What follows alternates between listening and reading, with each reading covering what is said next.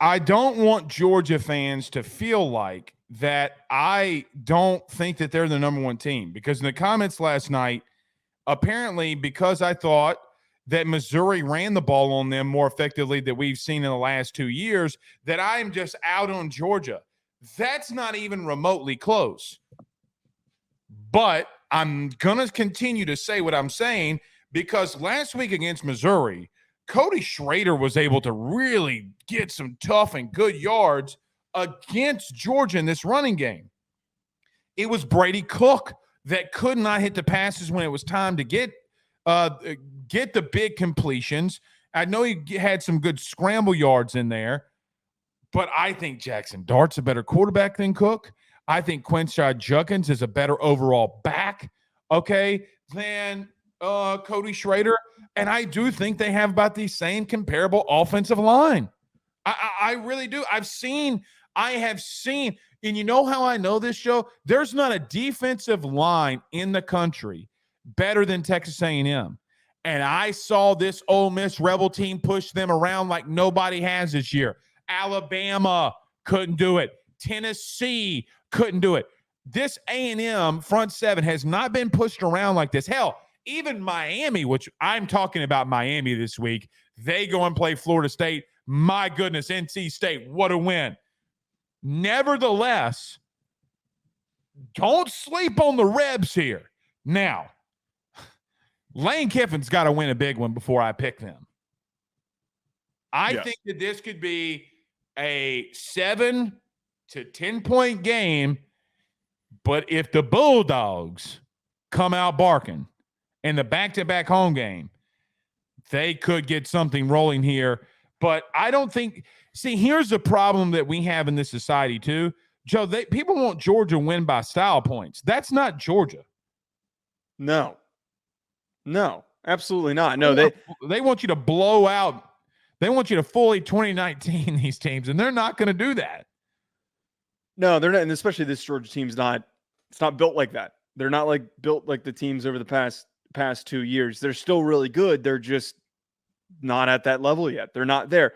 Look, my main focus here, Blake, and I talked about this last week, and my concern and why I didn't think that Missouri was going to really be able to keep up or make big plays when it counted, was because of the defensive weaknesses that Missouri had, especially in their secondary. We watched Kansas State have success moving the football very easily against that Missouri defense. We saw LSU have a really easy time doing it. The same holds true this week for Ole Miss. We saw Ole Miss's defense get completely cooked by LSU's offense. And I understand that LSU's offense is in a completely other echelon in tier. But Georgia right now, I'm repeating the same crap I say every single week, is in their rhythm. They're running the ball way better than they ever have. They're throwing the ball without Brock Bowers, the best that they've done all season. Ladd McConkey is starting to emerge as the threat that we know that he is now that he is back and fully healthy. And I think that Carson Beck continues to impress me with the way that he is delivering that football. If their offense looks anywhere near what it did last week, they're not going to have any issues. They're just not. Now, I will say, as you've brought up the concern with Cody Schrader and also Brady Cook being able to use his legs, Jackson Dart and Quinshon Judkins are a much more formidable variation of that. They are much better than the two of them. They're a much more dynamic rushing duo than Brady Cook and Cody Schrader. So they could keep this thing close because they are a good dynamic duo. They are a very good dynamic duo, okay? And there comes a point for me when I look at Ole Miss that I say to myself, Joe, look, I don't want to make it very simple and say this is what Ole Miss has to do. This is the only thing they have to do, okay? What is the stat that I always use? Third down. Ole Miss is 96th in the country on third down offense. That won't work. Georgia is number 3 total defense. That's not going to work. It's not going to bode well, okay? The bottom line for me is if I don't want to make it just one thing, but they have been bad on third down. Lane has not been good on third down with his offense. If you do that to Georgia, you're going to get blown out. If you can't convert third downs, you're going to get blown out. If they can, Jackson Dart is going to have to extend things with his legs. He's going to have to be quick trigger. But here's another thing. They have a guy by the name of Trey Harris as a wideout who I love. Dude, Trey Harris is a dog. I do think that people are going to be surprised when I say this. I don't think he's better than Luther Burden, but he's a better Theo Weiss.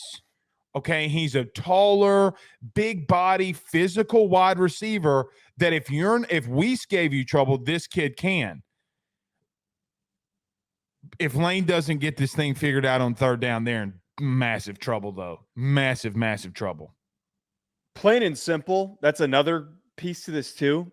Missouri has a way, way better receiving core than what Ole Miss has collectively. It's Trey Harris and then, just a bunch of other guys. I will give them this. I think they have more speed than Mizzou, though. Maybe. The Wade kid is Bentley out of the backfield.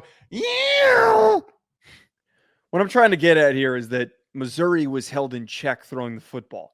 Again, it's the three guys that I keep bringing up. Malachi Starks, Javon Bullard, and Kamari Lassiter are all three secondary in the country. Fantastic football players. Unbelievable defensive backs.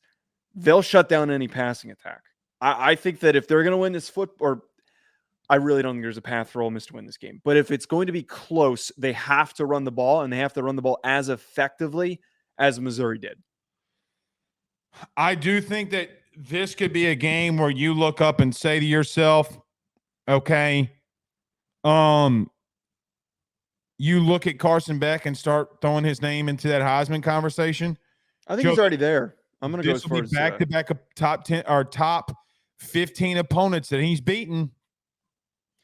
And he's not a guy who is on the Jane Daniels level of statistics. He's just not. This offense isn't really built for him to do that. Josh Pate, who I guess the listeners know this now, was in our chat a couple weeks ago. Yeah. Shout out to our guy Pate. I'll give him this. I listened to his clip today. When is Carson Beck going to have a bad game? Where's this mess up game? Right. He hasn't played poorly. He doesn't get enough love because his stats are like 240 yards. He's got 20 or something passing attempts. But he makes the throws when they count. He makes the plays when they need him to. He's played great. No one's giving him enough love. Better watch out or the dog's going to bite. Now, here's another thing. Kirby is going to build this up so good because of the simple fact, Joe, if they win on Saturday, they win the SEC East. They're the outright winners of the East. I will give Lane this, though. Okay, even in a loss, what a hell of a year. What a hell of a year. Joe, look, at some point, I think Wilder in the chat said until they get a defense, they'll get serious. They're a top 60 defense. They had been in the 90, 95, 100 range under Lane Kiffin before Pete Golden got there. He's already making a difference. They're recruiting at a better level. I just want to throw this out there. We are going to have to take them seriously if 2 of the last 3 years he's won 10 games at Ole Miss. And God forbid if Jimbo Fisher gets fired at A&M, what do you think Lane would do with the talent and money that A&M can spend? It's a really good point. Dude, it would be scary because he would take Golding and they would be spending money and Lane can develop. Like you just know. You think even though he turned down that the Auburn, I think Auburn, I'm going to be real with you. Even Auburn has more resources and money, yes. But Lane isn't an idiot. Lane knows, okay, listen, Auburn is the toughest job in the SEC, whether anybody wants to agree with it or not. They have to play Georgia and Bama every year. That's their rivals, okay? He ain't gonna do that. He can't recruit. He probably doesn't feel like he can recruit at a high enough level to be there and do that. He can at A&M. And I tell you what, there's no people are gonna rag on me this. I would worry about him at A&M.